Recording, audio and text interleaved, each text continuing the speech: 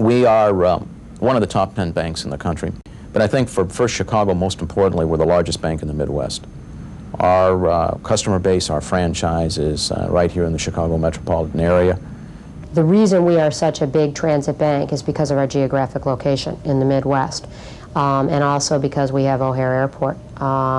Banks all over the country have easy access to the city of Chicago.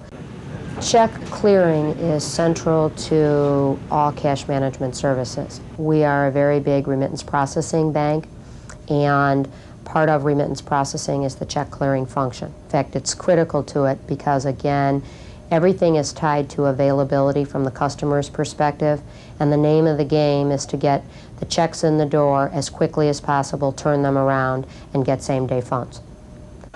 First Chicago operates its check processing 24 hours a day, 6 days a week, and has a staff consisting of over 200 full-time and 60 part-time employees who are hired for special peak processing periods. First Chicago operates its check processing 24 hours a day, 6 days a week, and has a staff consisting of over 200 full-time and 60 part-time employees who are hired for special peak processing periods.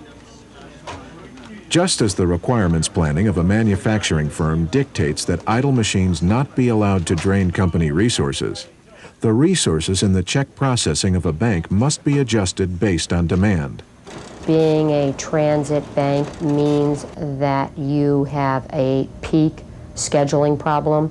On a daily basis, all of the work comes in at 5 major deadlines, and all of the work has to be back out of our shop generally within an hour after the arrival time.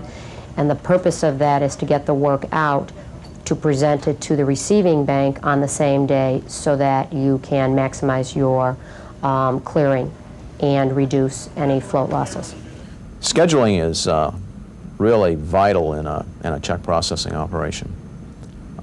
It would be nice if every day we got 2 million checks a day. That would be very easy to predict.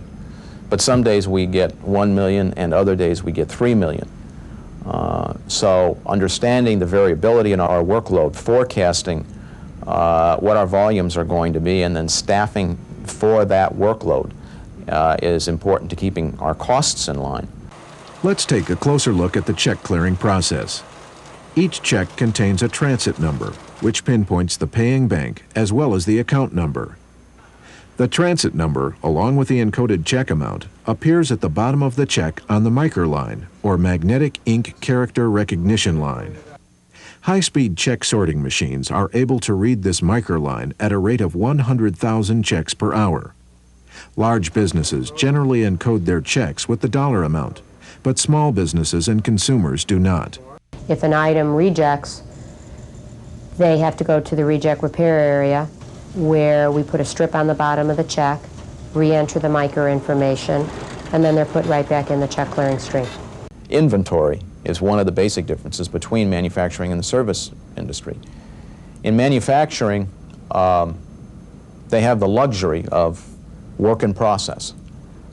Now that luxury is getting smaller and smaller all the time with concepts such as just-in-time inventory. But in banking, we've never had the luxury of inventory. The checks that come in today must go out today. They are worth, the checks themselves, literally hundreds of millions of dollars.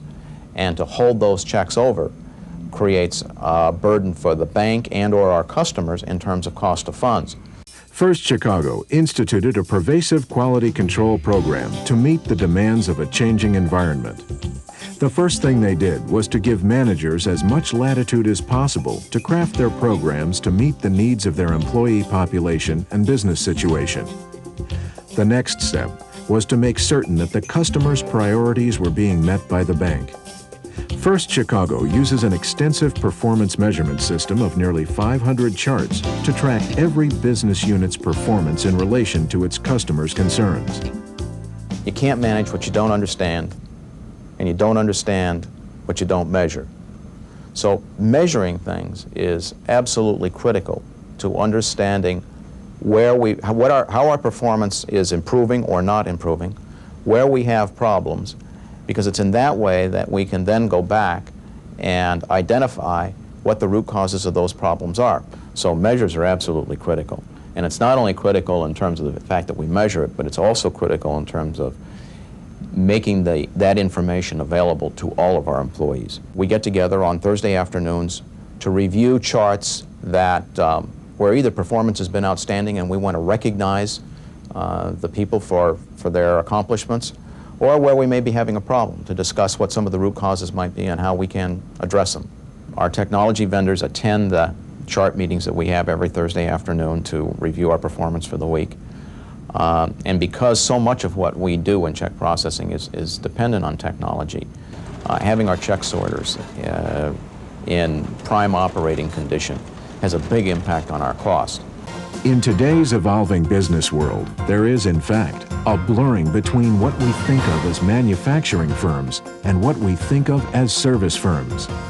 Manufacturers are adding and selling arrays of service with their hard goods, and service companies are using quality techniques and manufacturing principles to deliver better products.